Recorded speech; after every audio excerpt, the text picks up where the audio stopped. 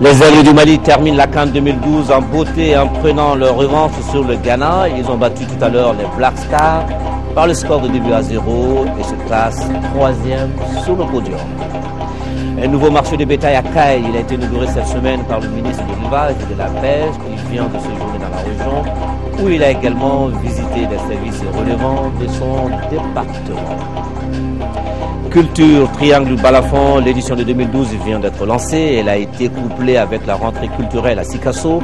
Le rendez-vous qui dure 3 jours réunit des artistes du Burkina Faso, de la Guinée-Conakry, de la Côte d'Ivoire et du Mali. Voilà pour les titres de cette édition, mesdames et messieurs, bonsoir, bienvenue. Tout d'abord, ce message du président de la République, Amadou Toumani Touré, message adressé aux Aigles du Mali, message donc ainsi libellé.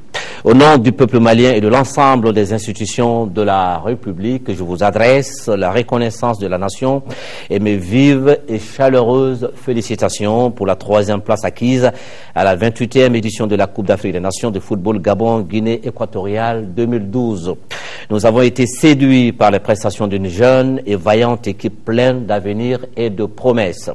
J'associe à la reconnaissance de la nation tout entière les Maliens résidant au Gabon, en Guinée équatoriale et en Afrique centrale. J'adresse mes félicitations au gouvernement de la République qui n'a ménagé aucun effort pour vous permettre de compétir dans les conditions les meilleures. J'associe à ces félicitations le ministère de la Jeunesse et des Sports, la Fédération malienne de football, les fidèles supporters et les amis des Aigles du Mali. Mes vives félicitations au sélectionneur national et à l'ensemble du staff technique qui, avec compétence et patience, a su composer et préparer une jeune et belle équipe. En ces moments de dure épreuve imposée à notre peuple, le Mali est fier de vous. Message signé Amadou Toumani Touré, président de la République.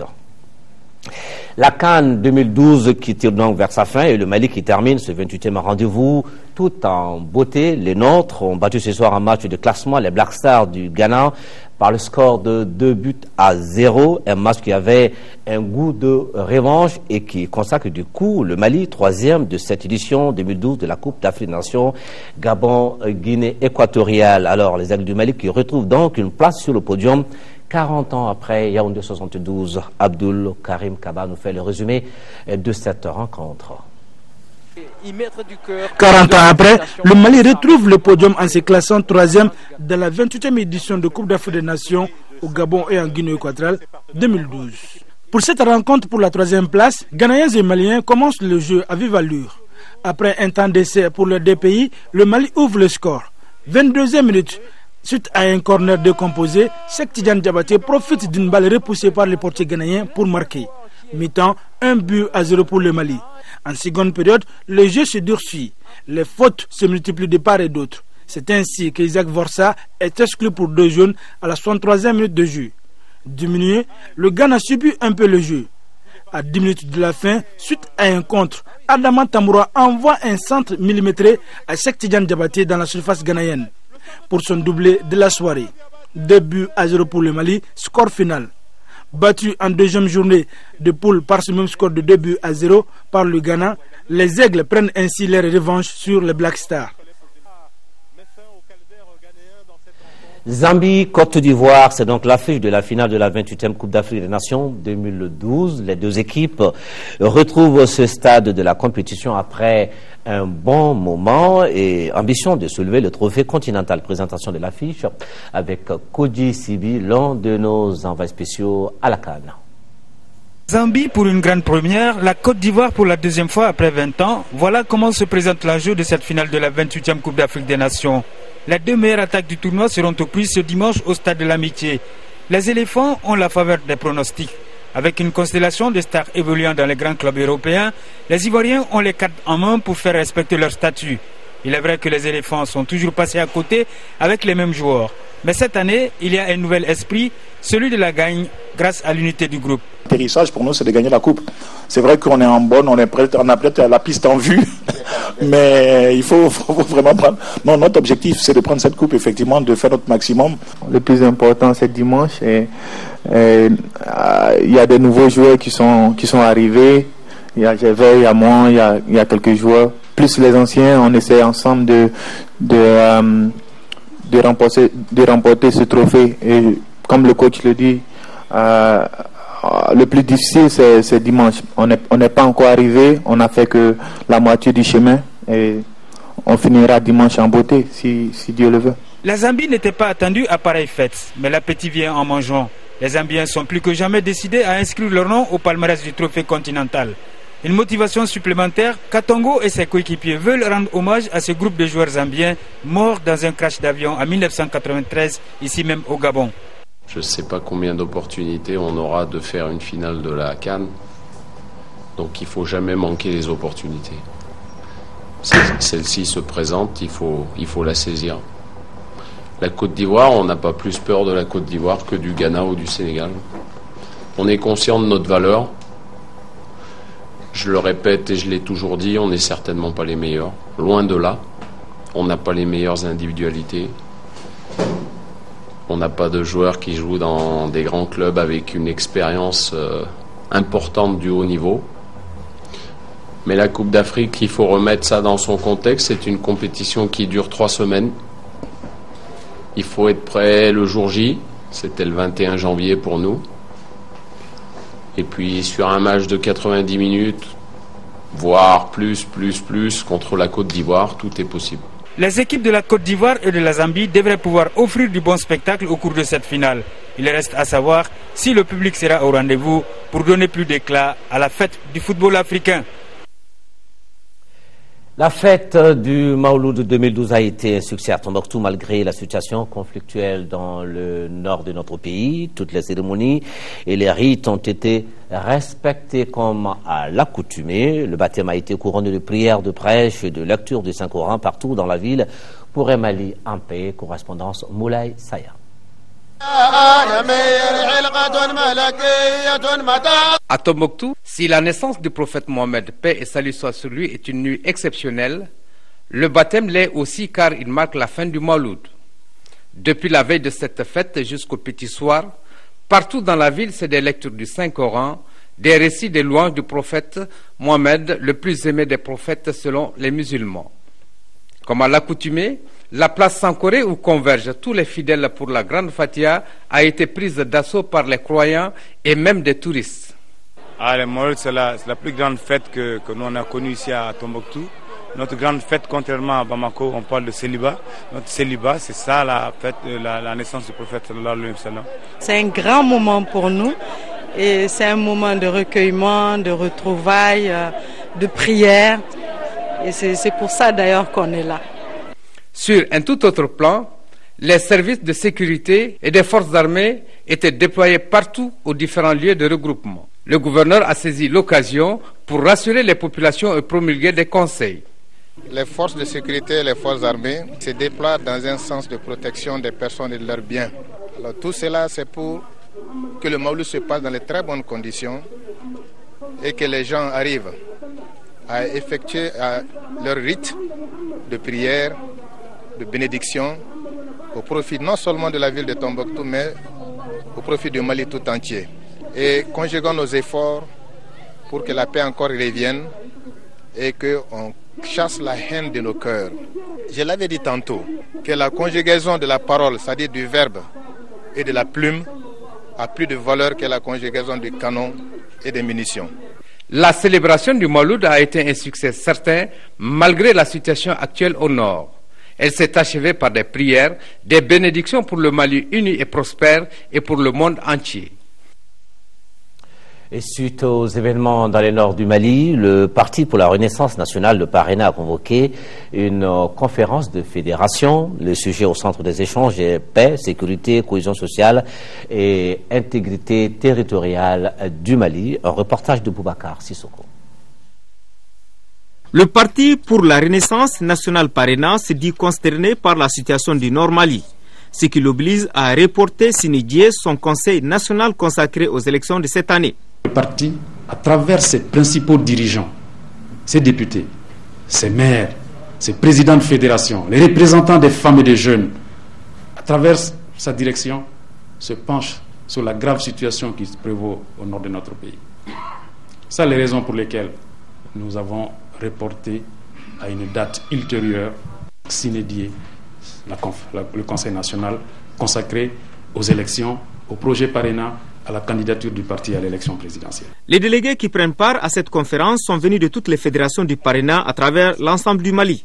En ouvrant les travaux, le premier responsable du parti, Tchéblé Dramé, dira que sa formation politique s'inscrit dans la logique du plan d'action des partis politiques par rapport à une sortie de crise. Le parrainat, avec d'autres partis, est à l'origine d'un plan d'action pour la paix et la stabilité dans notre pays. De tous les partis parlementaires et de tous les partis non parlementaires. Ce plan d'action a reçu l'assentiment du président de la République. Ce plan d'action commencera à être mis en exécution à partir de maintenant. Nous devons tous nous mobiliser, unir nos efforts. Nous devons tous prier pour la réussite de ce plan d'action qui, aux côtés du président de la République et du gouvernement, s'implique pour le retour à la paix dans notre pays, pour le retour de la sécurité dans notre pays.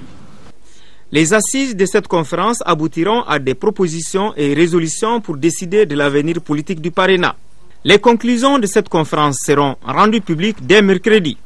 Il faut signaler qu'une minute de silence a été observée en la mémoire de tous les disparus tombés sur le champ de l'honneur.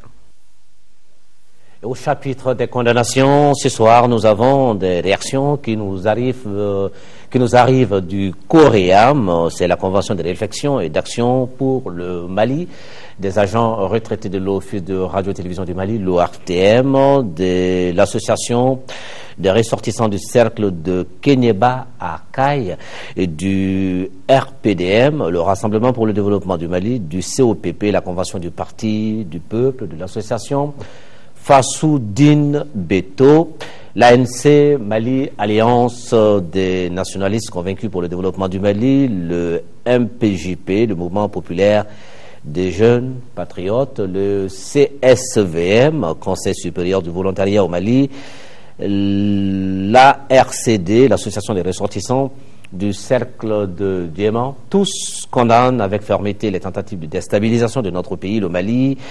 Ils invitent cependant les plus hautes autorités à faire la lumière sur la situation et invitent également les plus hautes autorités du pays à plus de vigilance. L'Union pour la démocratie et le développement, l'UDD, vient de tenir à Ségou sa 3e conférence de section. Au cours de cette session, le parti a procédé à la restructuration de ses cellules de base pour faire face aux échéances électorales de 2012. Correspondance de Honoré Tchénou.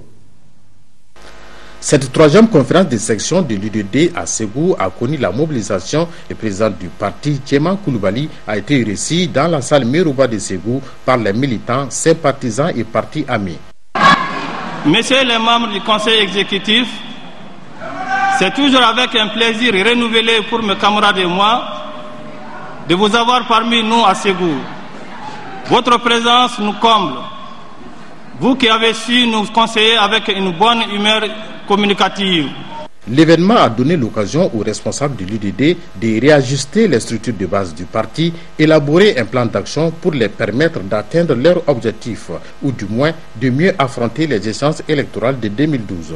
L'UDD est aujourd'hui présente dans 25 communes, sur 30 que compte le cercle.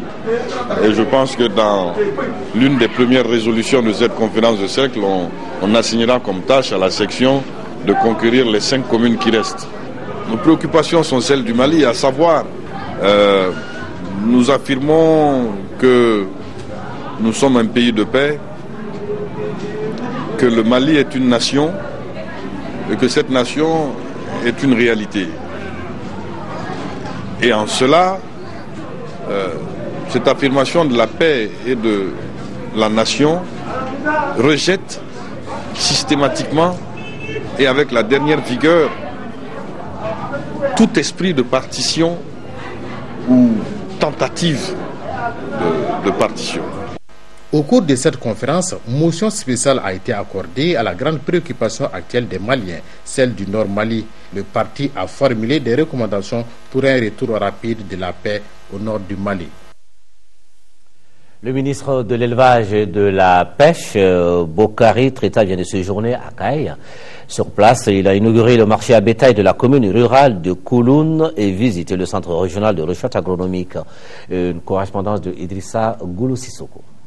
Dans la commune rurale de Kouloune se dresse désormais le marché à bétail des éleveurs. Ce marché bâti sur une superficie de 2 hectares aura coûté 90 millions de francs CFA au projet d'appui au développement durable de l'élevage au Sahel occidental, PADESO. Le marché comprend 20 box caprins, 20 box ovins, 20 box bovins, 2 parcs d'attente, un puits citerne, un bloc et 3 latrines. Coupure du ruban et visite du marché auront suffi au ministre de dire toute sa fierté. C'est la première fois que je vois une telle réalisation d'un marché à bétail. Moi, je tiens personnellement à féliciter la coordination du PADESO parce que cela veut dire qu'ils réfléchissent en termes de conception, ils réfléchissent en termes d'amélioration des outils que nous proposons à nos partenaires. En se rendant au centre régional de recherche agronomique de Samé, il s'est agi pour le ministre de visiter les troupeaux morts du Padepa Cache et échanger avec le personnel du centre. Nous avons retenu que la recherche agronomique, dans son volet zootechnique, mérite d'être soutenue par les autorités nationales. Nous avons exprimé notre conviction que le développement commence par les ressources humaines, la formation, la recherche scientifique. Il faut mettre un accent tout particulier sur la recherche. Le financement de la recherche de façon générale doit être un engagement national. Ce séjour caïsien aura permis au ministre de se rendre compte de l'ampleur des activités des projets PADEPA KS et le PADESO à Caille. Les travaux de l'atelier qui portait sur les réformes constitutionnelles viennent de s'achever à la Maison de la Presse, ici à Bamako. La principale question au centre des échanges portait sur le rôle du journaliste en période électorale. Un reportage de Youssouf Diakité. Les enjeux des élections, le fichier électoral, le contentieux, la problématique de l'éthique et de la déontologie. Voilà les principales thématiques développées au cours de cet atelier de 2 jours. À cela, il faut ajouter le rôle du journaliste en période électorale. L'initiative est du ministère de la Communication. Vos propositions et recommandations feront l'objet d'un examen attentif et bienveillant au niveau du département de tutelle. Qu'il s'agisse du respect de l'indépendance des professionnels de médias, qu'il s'agisse de la protection de leurs organes et de leurs outils de travail, qu'il s'agisse du renforcement des capacités des hommes et femmes des médias, ici comme à l'intérieur, presse publique comme presse privée. Les 2 jours ont abouti à des recommandations à l'endroit des journalistes et des autorités. Aux journalistes, l'atelier demande plus de professionnalisme dans le traitement de l'information. Aux autorités, de faciliter l'accès des journalistes à l'information. Nous, journalistes, nous devrons au moins contribuer à la stabilité du pays. Et en quoi faisant? Et en donnant des informations claires, précises. Et cela vraiment en vérifiant nos sources d'information. Réforme institutionnelle et politique, c'était le thème général de l'atelier qui a regroupé les journalistes des 8 régions du Mali et du district de Bamako. Célébration de la journée du diplomate russe à l'ambassade de la Fédération ici au Mali. Hier soir, les diplomates russes accrédités dans notre pays et leurs homologues maliens ont rendu hommage aux personnalités qui ont représenté les couleurs de l'Empire russe, de l'URSS et de la Fédération de Russie à l'étranger. Aboubakar Maïga. L'ambiance était très amicale en ce 10 février dans l'enceinte de l'ambassade russe au Mali. Pas nombreux à cette soirée, Russes et Maliens célèbrent pour la 10e fois les différentes générations de diplomates qui ont relancé la politique étrangère de la Russie. L'ambassadeur russe au Mali a fait un exposé sur les parcours de quelques anciens diplomates considérés aujourd'hui en Russie comme des héros nationaux. Parmi ces derniers, l'on peut citer Gribaïedov, Fonvizine, Touchev et le célèbre poète Alexandre Pouchkine. Une fois encore, Alexei Gaïkovitch Doulian a réitéré l'engagement de son pays à accompagner le Mali dans plusieurs secteurs cruciaux. On souhaite que vraiment la paix et la stabilité s'instaure à nouveau ici, soit maintenue, surtout à la veille des élections auxquelles vous allez tous bientôt faire face. Comme nous d'ailleurs dans notre pays, ça tombe cette année presque simultanément. Nous avons les élections le 4 mars, les élections présidentielles, et vous un peu plus tard, un mois plus tard. Mais peu importe, l'essentiel c'est que ça se déroule dans le calme, dans la sérénité et d'une façon ordonnée. Instituée en 2010 pour souligner les caractères professionnels de la diplomatie, cette journée a été aussi mise à profit par les hauts fonctionnaires russes du Mali pour rafraîchir la mémoire de leurs homologues maliens sur quelques poèmes de Toutchev et de Pouchkine.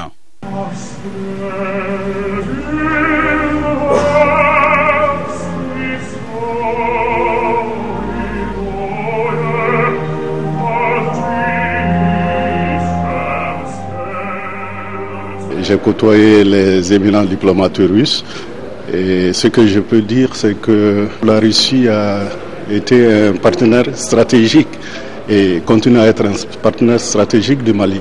Nous voyons que ce partenariat continue et nous avons beaucoup d'étudiants maliens qui viennent chaque année en Russie et qui constituent le pont entre les deux pays. Les conversations entre diplomates maliens et russes sont continuées autour d'un cocktail, occasion pour les cadres maliens de déguster les repas traditionnels russes.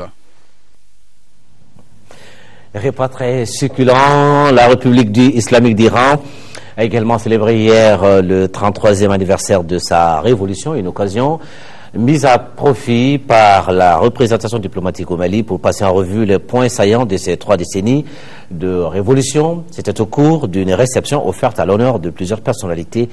Alpha Maïga était présent pour Mali Actualité.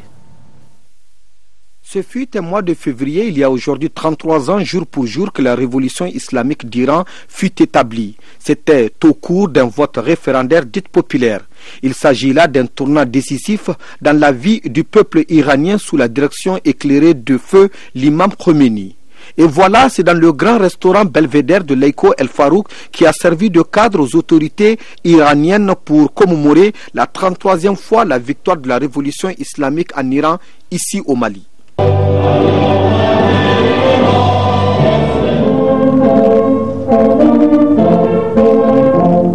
33 hivernages se sont écoulés, occasion de faire un aperçu sur l'évolution de la République islamique d'Iran. S'agissant de l'énergie nucléaire, il en a été question. Par ses activités nucléaires, l'Iran insiste sur le droit non négociable à l'utilisation pacifique de l'énergie nucléaire pour tous les pays du monde. Sharif Mohamedine, ambassadeur de la République islamique d'Iran au Mali, a saisi l'opportunité pour magnifier les relations de coopération entre le Mali et l'Iran. La République islamique d'Iran se réjouit d'avoir une relation très cordiale et fructueuse, une entente et une coopération avec les pays africains, particulièrement avec la République du Mali, et compte mettre tout en œuvre pour raffirmer davantage cette coopération. Au cours de ce 33e anniversaire de la victoire de la révolution islamique en Iran, les autorités des deux nations ont condamné avec fermeté le terrorisme. Ouverture ce matin ici à Bamako des assises du 12e congrès ordinaire du syndicat de l'industrie du bâtiment, bois et matériaux de construction. Pendant 2 jours, les congressistes procéderont à la relecture des textes et à l'issue de la rencontre, un nouveau bureau devra être mis en place. Amadou Ouattara.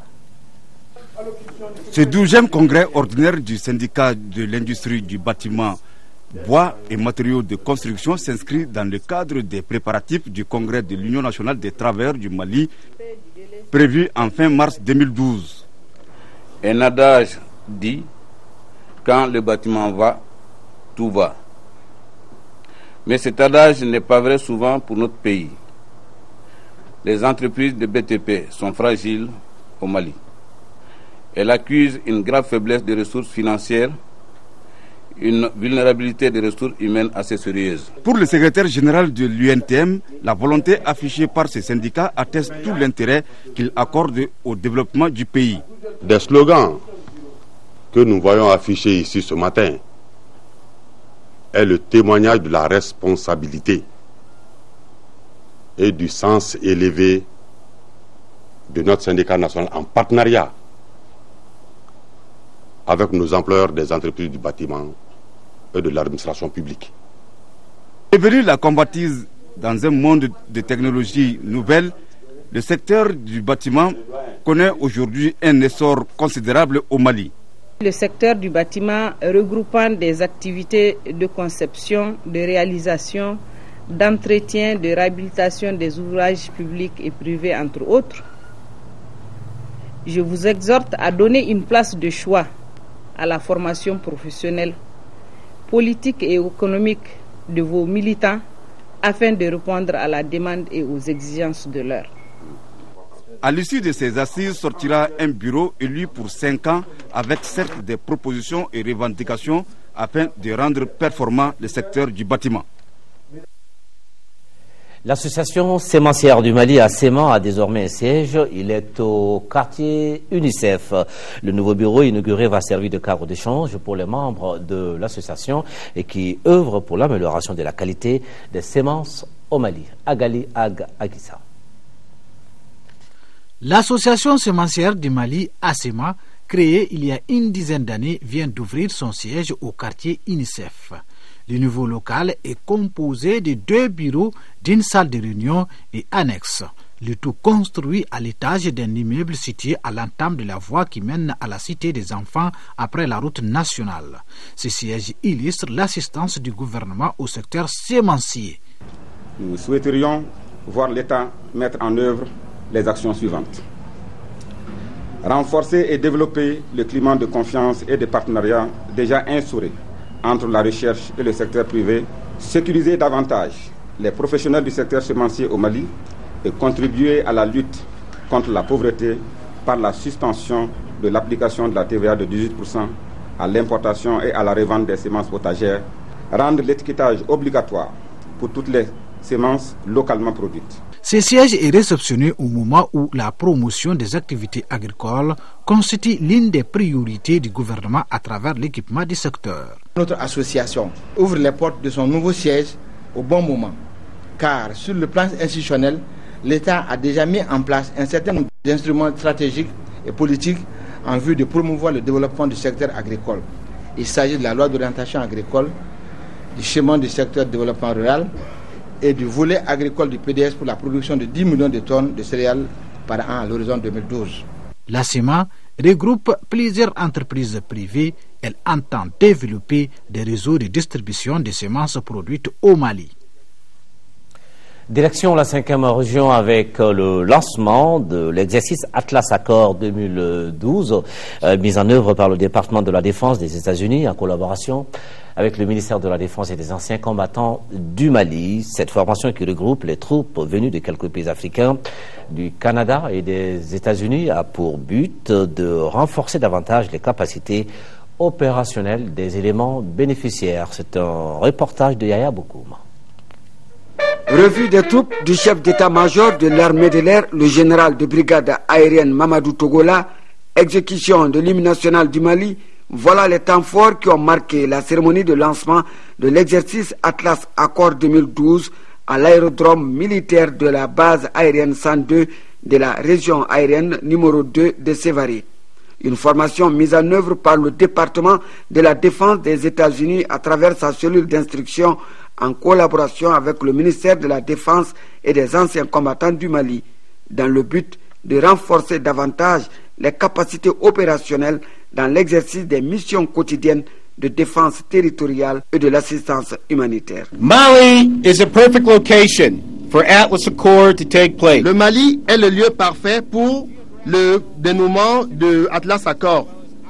Le Mali nous offre des défis géographiques ainsi que les grandes opportunités pour tous les partenaires. Le présent exercice, initié et conduit par les forces américaines, se déroulera du 9 au 15 février 2012.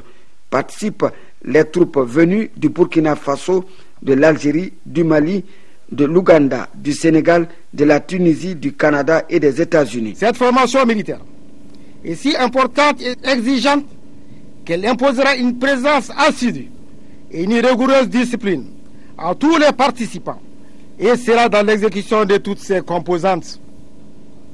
À travers cela, les États-Unis confirment leur engagement à participer au renforcement des capacités opérationnelles de nos forces armées. À noter que l'exercice Atlas Accord 2012 vient s'ajouter à la longue liste de formations américaines effectuées au Mali. Rentrée culturelle 2012 à Sikasso, l'événement est couplé avec la 7e édition du festival Triangle du Balafon. Le lancement des activités a eu lieu au stade Babemba Traoré avec la participation de délégations du Burkina Faso, de la Côte d'Ivoire, de la Guinée-Conakry et du Mali. Les 3 journées seront marquées par des conférences, des réjouissances populaires et des compétitions de jeux de balafon. Nos envoyés spéciaux à Sikasso, Moïse Traoré et Ibrahim Koulibaly. La 7e édition du festival Triangle du Balafon est couplée avec la rentrée culturelle 2012. L'événement à dimension sous-régionale regroupe des délégations venues du Burkina Faso, de la Côte d'Ivoire et de la Guinée-Conakry. La rencontre est à la fois festive, pédagogique et scientifique. Il y a 2 mois, c'était la rentrée de la photographie, parce que Bamako, il faut le rappeler, est la capitale africaine de la photographie.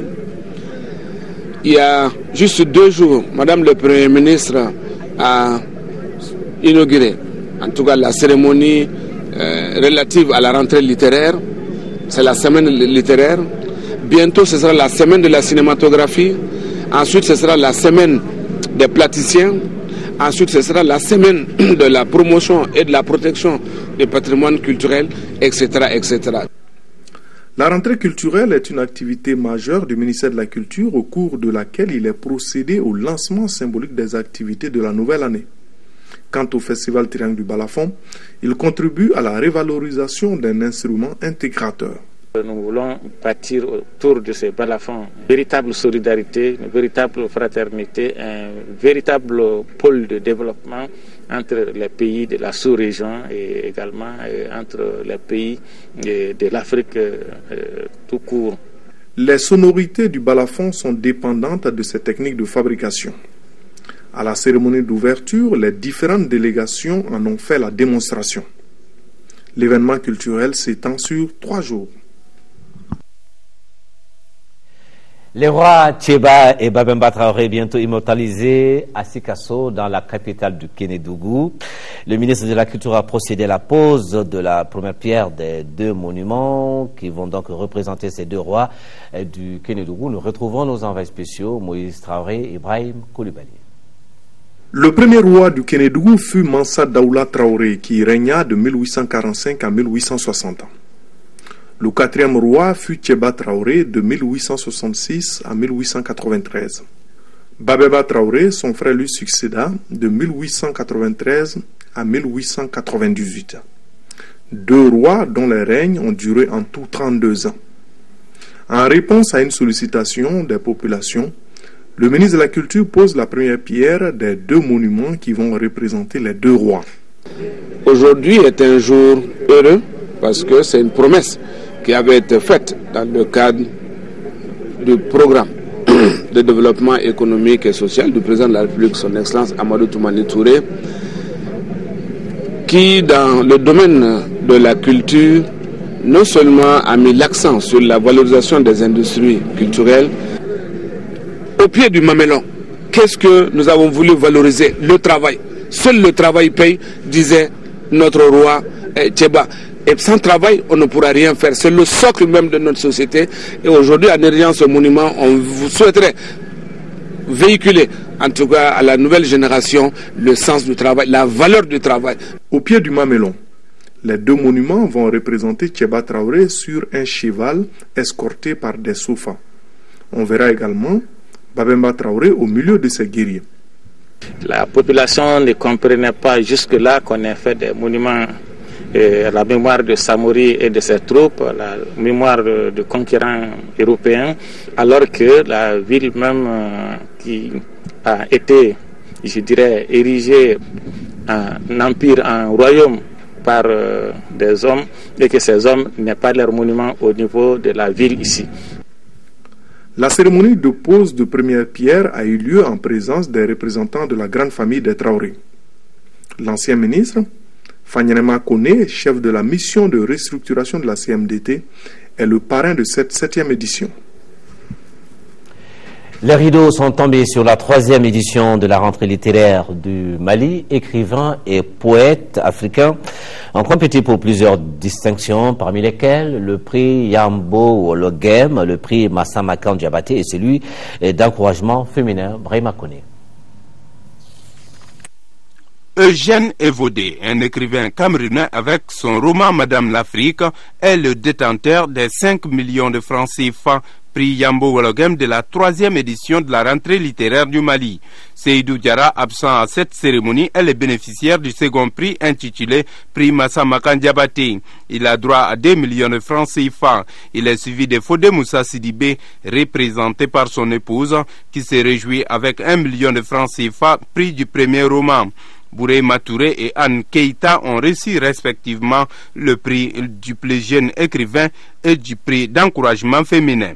Franchement ému, c'est l'année de mon 50e anniversaire et ça se passe en Afrique. C'est un cadeau immense et une responsabilité elle aussi grande parce que j'ai rencontré Yambo Ologem il y a 6 ans. Je ne pensais pas un jour recevoir un prix portant son nom. Les innovations au cours de cette 3e édition de la rentrée littéraire sont de plusieurs ordres. Nous avons étendu notre partenariat avec les universités du Mali. Nous avançons beaucoup. Au niveau manifestation aussi, nous avons enregistré des nouveautés parce que nous avons pu organiser un petit salon des métiers du livre. Nous avons aussi mis en place une librairie de la rentrée. Ces innovations sont perçues par Tcherno Monenembo, président du jury Yambo Wologem, comme une source d'amélioration de la langue française. Je constate une nette amélioration de la langue. Le niveau de la langue a beaucoup évolué, mais aussi la construction romanesque elle-même. Et surtout, je me rends compte d'une chose, c'est que cette fois-ci, dans les premières sélections, il y avait une grande différence entre les livres. Cette fois-ci, les livres pratiquement sont de portée égale, ce qui fait que la sélection était très très difficile à la fin. Pour le ministre chargé des relations avec les institutions, le mouvement philosophique africain est en train de naître à travers les éditions de la rentrée littéraire. La cérémonie de clôture de l'édition 2012 de cette rentrée littéraire était agrémentée par un musicien et un poète qui stimulaient le goût de la culture et de la littérature chez les populations africaines. Et c'est avec le sport qu'on va boucler cette édition, mais d'abord le champion national Ligue 1.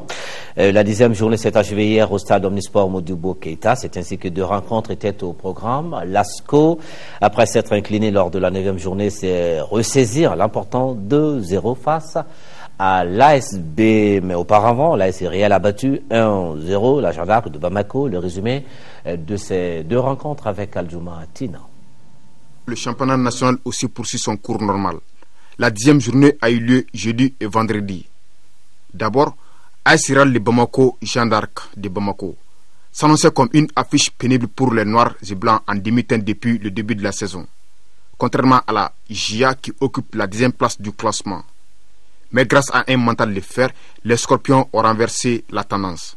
Tout est parti sur cette incursion de Moustapha Kondo à la 26e minute. Le portier de la GIA repousse dans un premier temps le danger, mais ne peut rien contre la reprise de Bourama Koulibaly qui inscrit l'unique but du match en faveur des Réalistes. Cette victoire est la bienvenue. On va essayer de travailler davantage pour pouvoir gagner les prochaines journées qui restent. Rien n'est encore fait, il reste les matchs retour, donc bon, on espère revenir chose dans le haut du classement. On n'a pas marché, ça n'a pas marché, sinon vraiment on a joué le football. Pour la suite, on se prépare pour le prochain match. La deuxième affiche entre l'ESCO et l'ASB est littéralement dominée par l'équipe de Kourfina, vêtue de bleu orange. Toutefois, ce sont les verts et jaunes de Garantigui-Bougou qui vont avoir l'opportunité d'ouvrir le score à la 25e minute. Amara Konaté rate son face-à-face devant Mania Traoré.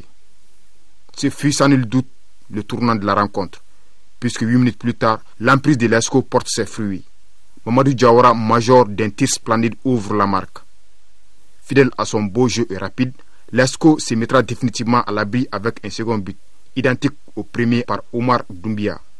2-0, score final. J'ai préparé ce match parce qu'il faut remonter la pente. Nous n'avons qu'après 9 journées, nous n'avons que 9 points.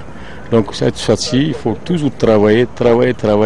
L'endurance manque aux enfants, la vivacité également. Bon, les joueurs arrêtés, il fallait corriger tout ça. On a pété les plombs depuis la première mi-temps. On rate un penalty. Bon, la réplique est tout à fait justifiée. Et en deuxième mi-temps, on prend un but par maladresse et on a laissé l'initiative du jeu à l'ASCO.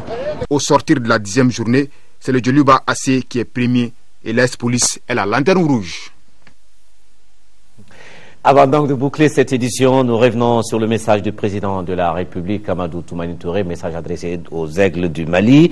Et on se fera également plaisir, une fois encore, avec les images des buts marqués par les Aigles. Voici donc le message du président de la République aux Aigles du Mali. Au nom du peuple malien et de l'ensemble des institutions de la République, je vous adresse la reconnaissance de la nation et mes vives et chaleureuses félicitations pour la 3e place acquise à la 28e édition de la Coupe d'Afrique des Nations de football Gabon Guinée équatoriale 2012. Nous avons été séduits par les prestations d'une jeune et vaillante équipe pleine d'avenir et de promesses. J'associe à la reconnaissance de la nation tout entière les Maliens résidant au Gabon, en Guinée équatoriale et en Afrique centrale. J'adresse mes félicitations au gouvernement de la République qui n'a ménagé aucun effort pour vous permettre de compétir dans les conditions les meilleures. J'associe à ces félicitations le ministère de la Jeunesse et des Sports, la Fédération malienne de football, les fidèles supporters et les amis des Aigles du Mali. Mes vives félicitations au sélectionneur national et à l'ensemble du staff technique qui, avec compétence et patience, a su composer et préparer une jeune et belle équipe. En ces moments de dure épreuve imposés à notre peuple, le Mali est fier de vous. Message signé Amadou Toumani Touré, président de la République. Et puis le ministre de la Jeunesse et des Sports qui informe l'ensemble du monde sportif malien que l'arrivée des Aigles du Mali, qui était initialement prévue pour demain dimanche, est reportée à lundi 13 février à 15h. Le ministre de la Jeunesse et des Sports remercie tous les Maliens pour leur soutien à la sélection nationale classée 3e de la CAN 2012, dont la finale oppose donc demain dimanche la Côte d'Ivoire à la Zambie. Match à suivre en direct sur le RTM à partir de 19h30. Et puis, mais avant, vous allez suivre de plus ample, avec beaucoup de détails dans l'émission sportive qui sera animée par Khalifa Nama Traoré. Tout à l'heure après cette édition, le journal donc de la CAN. Et puis l'info du temps, c'est dans la page météo. Présentation Abdoulaye Keita. Demain pour le journal, 13h d'ici sur Inch'Allah. On se retrouve pour l'édition du soir. Merci. Excellent week-end.